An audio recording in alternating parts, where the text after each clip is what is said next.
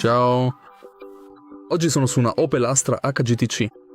In questo video ti mostrerò come cambiare la temperatura dell'aria che esce dalle bocchette nella tua auto. All'inizio, accendi il quadro della tua auto e poi cambia la posizione di questo pulsante. Ora puoi vedere che è su alto e ora è su basso. Stai cambiando la posizione di questo pulsante proprio come qui.